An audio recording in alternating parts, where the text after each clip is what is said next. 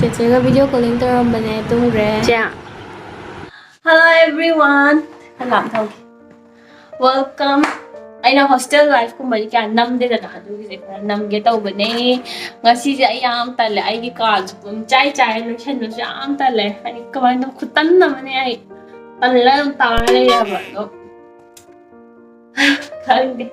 Kasi ay chak thong do ni pum tare ta tore mai je tam mangam de ba go si mai je. Aduh, agak put mood kiba dum yaw ini nak. Tadi kita selak tu chak thong na ba tau re gay. Aduh ka ngasi ki video si ai na sigi aigi bucket se. Ising na mahapon ni ko ay na ngasi kay hay na drinking one bucket of water challenge tawag daw ne si budi piktan na ni pukot bangam de lumed na tang khai budi thale ado si se ang ko ta Sige nga si di pung tare tare ba ko ay tumma di tenga du tumme ado yang tenga tumme ba ko na si ahin prenda la toga ado like tau tau na thak pangam ba si kulap se Lame na sige tare ay pung tare ta do re tu wow pung tare ta do re ado ay gi ka se kai se ku choi em tau bane I got Aigi upu de andre to lam chur na lo hai dura abne to mai ji mamme ado ai si jo horen nungdang do shan ma ngam reng ai ma tengo pi lo shan de so ai hai te ase wa ai pa ki de hanger ta ra ya la tham da ya After this, I took you have a brang no solution and you go have time there. Got brang. Brang should like hold on. I see the put like check it out. Chat. Chat. Chat converse now. Young sick at an eye. This is a there. Moisture boat, I wish you woke up as one of them. You want to put on don't drown. Later. Come to jump brush. How about jump brush? Pang they have a she jump brush. You can have a pang is it? Kay no thong to say. Chica tanga ire, chica tanga. Chica cousin. Mimi seems to dog. Mimi seems to. Mimi seems to dog.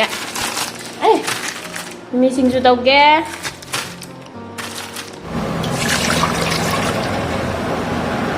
Change the she give me look much as it.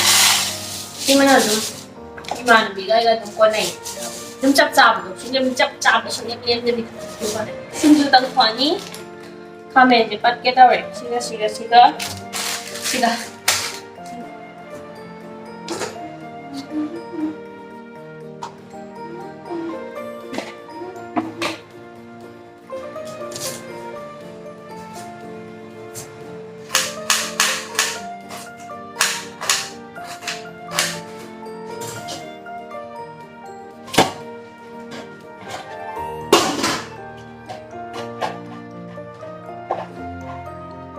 Quê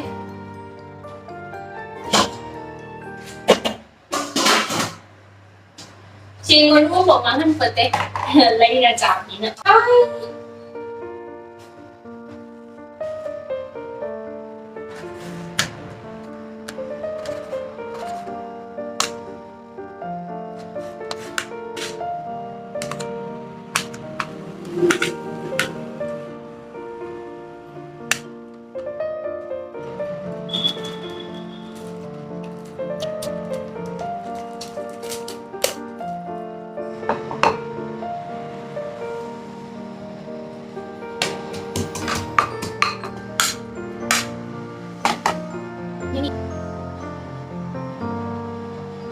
이거 맞죠?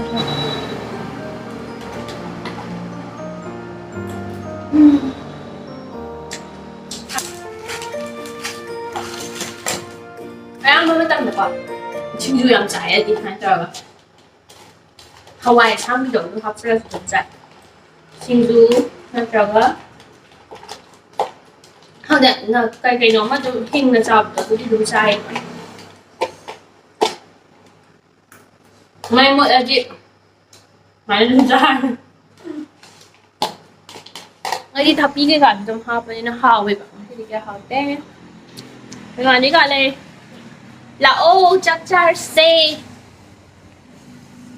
ꯂꯥꯝꯃꯦ ꯏꯃꯥꯟꯕꯤ ꯀꯥꯗ ꯂꯩꯔꯤ ꯃꯥꯏ ꯀꯥꯁꯤꯅꯅꯦ ꯃꯌꯥꯝꯒꯤ ꯀꯥ winter ꯑꯣꯏꯅꯕ ꯀꯥꯟꯗ summer ꯑꯣꯏꯕ ꯀꯥꯟ ꯆꯥꯛ ꯂꯥꯝꯃꯦꯀꯣ ꯅꯪ ꯊꯨꯅ ꯂꯥꯛꯑꯣ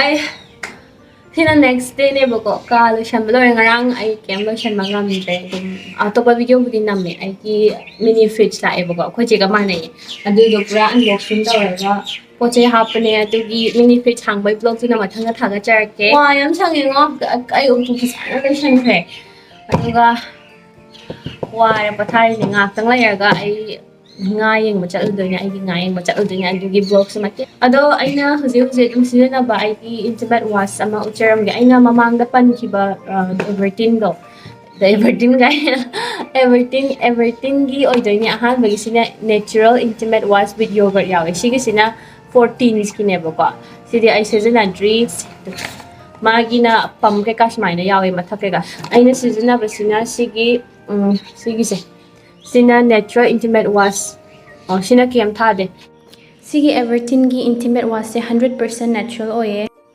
ꯃꯥꯁꯦ pH balance ꯑꯣꯏꯕ ꯑꯗꯨꯒ soft SLS ꯌꯥꯎꯗꯕ ꯄ꯭ꯔꯗꯛꯅꯦ ꯑꯗꯨꯒ skin type ꯈꯨꯗꯤꯡꯃꯛꯅꯁꯨ ꯑꯗꯨꯝ ꯁꯤꯖꯤꯟꯅꯕ ꯌꯥꯅꯤ ꯄꯨꯡ 4 ꯇꯥꯁꯜꯂꯛꯑꯦ ꯑꯩ ꯐꯤꯗꯤꯡ ꯉꯥ ꯌꯦꯡꯕ ꯑꯝꯇ ꯆꯠꯂꯨꯒꯦ ꯇꯧꯕꯅꯦ ꯑꯩ ꯉꯥꯗꯣ ꯁꯤꯒꯤ ꯐꯝꯃꯒ ꯚꯤꯗꯤꯑꯣ ꯅꯝꯃꯤꯁꯦ ꯃꯔꯝꯁꯦ ꯀꯥꯎꯔꯤꯅꯦ ꯍꯥꯏꯕ ꯉꯔꯥꯡ ꯑꯩꯅ drinking 1 bucket of water challenge ꯇꯧꯒꯦ ꯇꯧꯕꯗꯣ ꯅꯨꯡꯉꯥꯏꯇꯦ ꯑꯗꯨ ꯇꯧꯕꯗꯣ ꯑꯗꯨꯝ ꯇꯧꯗ꯭ꯔꯦ ꯍꯥꯏꯗꯤ ꯑꯩꯗꯣ ꯉꯔꯥꯡꯗꯣ ꯑꯗꯨꯝ ꯊꯛꯇ꯭ꯔꯦ ꯑꯗꯣ ꯅꯣꯡꯃ ꯃꯊꯪꯒꯤ ꯚꯤꯗꯤꯑꯣꯗ ꯇꯧꯔꯛꯄ ꯑꯁꯦꯡꯕꯗꯤ ꯑꯩꯈꯣꯏ ꯆꯦꯒ ꯑꯩꯅ ꯏꯕꯥꯅꯤꯁꯦ ꯏꯁꯤꯡ ꯊꯛꯄ ꯆꯦꯂꯦꯟꯖ ꯇꯧꯅꯁꯦ ꯇꯧꯕꯅꯦꯕꯀꯣ ꯑꯗꯣ ꯑꯁꯤ ꯑꯩꯁꯦ ꯏꯁꯤꯡ ꯍꯧꯖꯤꯛꯀꯤ ꯕꯛꯀꯦꯠꯇꯣ ꯅꯣꯡꯃꯗ ꯊꯛꯀꯦ ꯇꯧꯕꯅꯦ ꯑꯗꯣ ꯁꯤꯒꯤ ꯚꯤꯗꯤꯑꯣꯗꯕꯨꯗꯤ ꯊꯛꯇ꯭ꯔꯦ ꯃꯊꯪꯒꯤ ꯚꯤꯗꯤꯑꯣ 2-3 ꯂꯩꯔꯒ ꯑꯗꯨꯒꯤꯗꯣ ꯑꯣꯏꯅ ꯍꯥꯄꯛꯑꯒꯦ ꯊꯛꯄꯗꯣ ꯑꯩ ꯊꯛꯇ꯭ꯔꯦ ꯑꯗꯨꯃꯥꯏꯅ ꯇꯧꯕꯅꯦ ꯍꯧꯖꯤꯛ ꯐꯤꯗꯤꯡ ꯆꯠꯂꯨꯔꯁꯦ ꯑꯗꯨꯒ ꯚꯤꯗꯤꯑꯣꯁꯦ ꯂꯣꯏꯁꯜꯂꯅꯤ ꯐꯤꯗꯤꯡ ꯆꯠꯂꯨꯔꯅꯤ ꯚꯤꯗꯤꯑꯣ ꯂꯣꯏꯁꯜꯂꯅꯤ ꯑꯗꯨꯒ ꯑꯩꯒꯤ ꯆꯦꯅꯦꯜꯁꯦ ꯁꯕꯁꯀ꯭ꯔꯥꯏꯕ ꯇꯧꯗ꯭ꯔꯤꯕ ꯑꯣꯏꯔꯗꯤ ꯁꯕꯁꯀ꯭ꯔꯥꯏꯕ ꯇꯧꯁꯟꯕꯤꯔꯝꯃꯣ ꯑꯩ ꯃꯥꯏꯁꯦ ꯎꯔꯤꯡ ꯉꯥꯛꯅ ꯈꯜꯂꯦ ꯍꯥꯏꯕ ꯑꯗꯨ